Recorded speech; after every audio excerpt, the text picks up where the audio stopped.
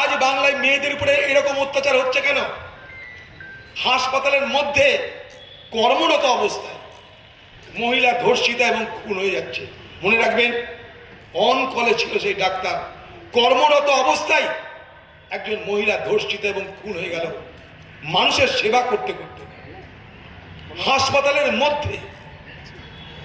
অবাক হয়ে যাব হয়তো কখনো আমরা, অবিশ্বাস তো করা যাবে না যে আমাকে আপনাকে বাঁচানোর জন্য যখন অপারেশন করছে অপারেশন থিয়েটারে, সেখানেই হয়তো কোনো মহিলা ডাক্তারের উপরে এই জিনিস ঘটতে পারে।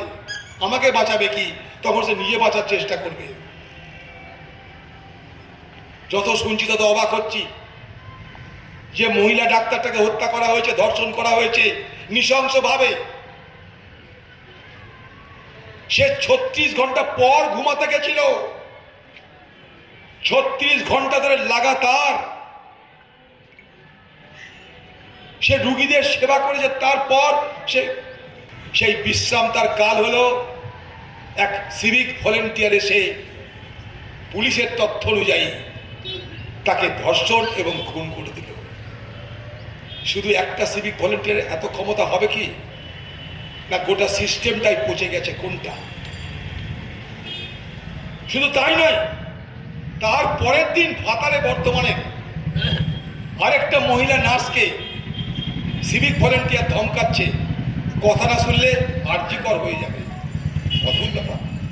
এখন আরজিকর সরকারি দলের মডেলে রূপান্তরিত হচ্ছে। আজকে এই যে আন্দোলন বাংলায় কালকে দেখলাম আমরা, সেই আন্দোলনের প্রতি শ্রদ্ধা থাকলো আমাদের। আমি সেই আন্দোলনে কলকাতাতেও সামান্য হলে জয়েন করেছি, কালকেও এখানে যোগদান করেছিলাম, শুধু নিজেকে তৃপ্ত করার জন্য, কোনো রাজনৈতিক উদ্দেশ্যে নয়। কিন্তু ঘরে ঘরে আমাদের ঘরের মেয়েরা, তারা মনে করছে তাদেরকে রক্ষা করার সময় এসে গেছে, তাদেরকে পথে নামতে হবে। এটা একটা বিপ্লব, এটা একটা মানসিক বিপ্লব ঘটছে, এটা একটা মানসিক পরিবর্তন হচ্ছে। আমি মনে করি ৭৮তম স্বাধীনতা দিবসে এটা একটা আমাদের বড় পাওনা। পাওনা এই সেন্সে বলছি না যে একটা মহিলার মৃত্যুর বদলে পাওনা না। সেই মহিলার বাড়িতে, সেই মহিলা ডাক্তারের বাড়িতে কালকে আমি গেছিলাম, তাদের বাবা মার সঙ্গে দেখা করি। সাধারণ পরিবার, সাধারণ পরিবার, একদম সাধারণ পরিবার। তারা শুধু একটাই কথা আমাকে বলেছে যে দেখবেন যেন আমরা জাস্টিস পাই, আমরা যেন বিচার পাই, ন্যায় পাই। আমি তাদেরকে একটা কথা বলেছি যে দেখুন, আপনাদের মতন পরিবারের কাছে এসে সান্ত্বনা দেওয়ার কোনো অভিপ্রায় আমার নেই, কারণ সন্তানহারা বাবা মার যন্ত্রণা আমরা জানি। আরো বড় কথা, এইভাবে যখন সন্তানকে হারাতে হয় তখন তার যন্ত্রণা বুঝি। তখন মা কাঁদতে কাঁদতে বলল যে দাদা, সেদিন সকাল ৮টার সময় বাড়ি থেকে বেরিয়েছিল, তার আগের দিন সকাল ৮টার সময় বাড়ি থেকে বেরিয়েছিল, বলেছিল আমি ফিরে আসবো। রাতের বেলাতে, যে রাতে তাকে খুন করা হলো, সেই রাতেও সে ফোন করে রাতে আমাদের খাওয়া দাওয়া হলো কিনা তার খোঁজ নিয়েছিল। তারপরে সকাল হতে হতে শুনলাম সে আর নেই আমাদের মধ্যে। তারপর দেখছি তার ডেড বডি চলে আসছে আমাদের বাড়িতে। আমরা এর বিচার চাই। আমি তার উত্তরে বলেছিলাম, আপনার এই বিচারের জন্য আমরাও আন্দোলন করছি আমাদের সীমাবদ্ধ ক্ষমতায়, কিন্তু আপনার মেয়ের এই অত্যাচার এবং ধর্ষণের কাহিনী আজকে সারা ভারতবর্ষে অনুভূত হচ্ছে। সারা ভারতবর্ষের মানুষ তার নিন্দা করছে। আপনার মেয়ে হয়তো নেই, কিন্তু আপনার মেয়ে বাংলার মা বোনেদের শিক্ষা দিয়ে যাচ্ছে যে বাঁচতে গেলে শক্ত হতে হবে, লড়তে হবে, প্রতিবাদ করতে হবে, নাহলে বাঁচা যাবে না এই বাংলায়। ভগ্নী নিবেদিতার বাংলা, সারদা মণির বাংলা, কবিগুরুর বাংলা, নজরুলের বাংলা আজ কোন পথে চলেছে দেখে বড় অবাক লাগে। আর আরো অবাক লাগে যে নির্লজ্জভাবে যখন বাংলার মুখ্যমন্ত্রী ঘুরিয়ে ফিরিয়ে সেই অপরাধীদের হয়ে সওয়াল করে, বড় অদ্ভুত। এখন সিবিআইকে চ্যালেঞ্জ করছে যে সিবিআই কি করে পারে দেখে নিব। লজ্জার কথা কি জানেন?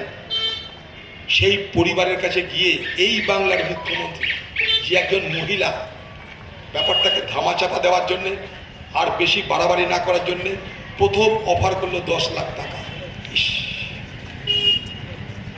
ধর্ষণ বা খুনের আকৃতি প্রকৃতির উপরে, রকমের উপরে আগামী দিনে বাংলার মুখ্যমন্ত্রী দরদাম ঠিক করবে। বাজারে আলুর দাম কত, পটলের দাম কত, কপির দাম কত যেমন ঠিক হয়, তেমনিভাবে নারীদের উপরে কী ধরনের অত্যাচার হচ্ছে, সামান্য অত্যাচার, এমনি অত্যাচার, ভয়ঙ্কর, নিষ্ঠুরতম, নৃশংসতম, তার গ্রেডেশন তৈরি হচ্ছে। C group, D group, B group, A group, তার উপর তাকে সাহায্যের কথা বলা হবে। মুখ্যমন্ত্রীর মনে হয়েছে এটা হয়তো এ গ্রুপের মতন একটা নৃশংস ঘটনা, তাই তাকে 10 লাখ, অন্যান্য জায়গায় দেখেছি 2 লাখ, কোথাও 5 লাখ, এখানে 10 লাখ বেড়ে গেছে। তো বাংলায় যদি আমাদের ঘরের মা বোনদের ধর্ষণ করে খুন করার রেট বাংলার মুখ্যমন্ত্রী ঠিক করে দেয়, তাহলে এ বাংলা যে অপরাধীদের স্বর্গরাজ্যে রূপান্তরিত হবে, এ কথা বলার অপেক্ষা রাখে না, এ কথা বলার অপেক্ষা রাখে না। তাই বাংলার মানুষ আজ দৃঢ়বদ্ধ হচ্ছে, সংঘবদ্ধ হচ্ছে।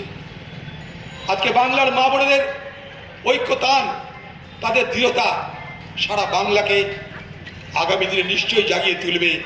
বাংলার বিবেক আজ আলোড়িত, বাংলার মানুষের বিবেক আজ দংশিত যে আমরা কোন রাজ্যে বাস করছি, যেখানকার মুখ্যমন্ত্রী একজন মহিলা হওয়া সত্ত্বেও সেই মহিলা আজ পর্যন্ত তার মনে হয়নি একবারও যে আন্দোলনরত ছাত্রদের, ডাক্তারদের সঙ্গে একটা আলোচনা করা দরকার, একটা নিষ্পত্তি করা দরকার, তার মনে হয়নি।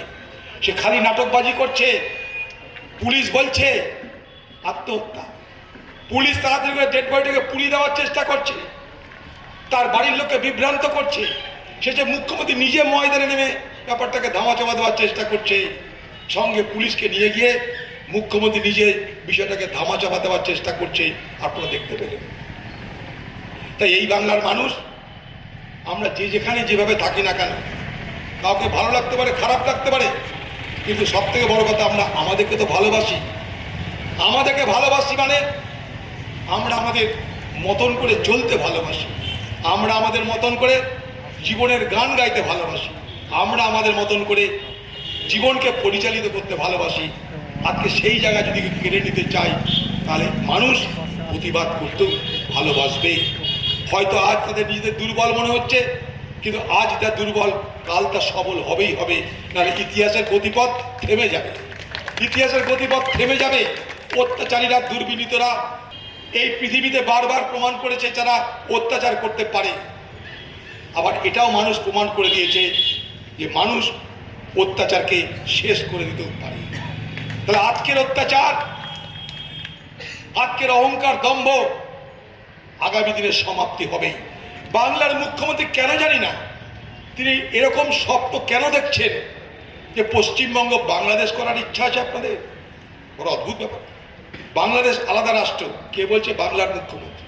যখন বাংলাদেশ থেকে মানুষ সেখানে ঘটনা ঘটছে, হিংসা হচ্ছে, তখন বাংলার মুখ্যমন্ত্রী বলছেন কেউ যদি এসে আমাকে যা সাহায্য চায় আমি সাহায্য করি।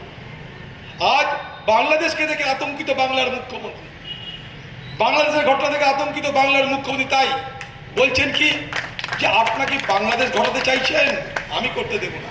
অর্থাৎ আমি পাশের বাংলাদেশের মতন এখানেও আন্দোলনকারীদের উপরে, ছাত্রদের উপরে 1টা কেন 1000টা গুলি চালাবো, আমার মস্তান বাহিনী নামাবো। ঠিক যেরকম প্রতিচ্ছবি দেখুন, বাংলাদেশে আন্দোলন থামানোর জন্য প্রথমে কি হলো, সরকারি দলের ছাত্র সমাজকে ময়দানে নামানো, তারপর সরকারি দলের গুন্ডা থেকে ময়দানে নামানো হলো, তারপর সেখানকার পুলিশকে ময়দানে নামানো হলো। ঠিক তারই প্রতিফলন আমরা এখানে দেখতে পাচ্ছি। আমরা চাই না এ রাজ্য বাংলাদেশ হোক, না। কিন্তু পশ্চিমবঙ্গের মুখ্যমন্ত্রী বাংলার আতঙ্ক কেন দেখছেন, সেটা নিশ্চয়ই আমাদের আলোচনার বিষয় হবে আগামী দিনে।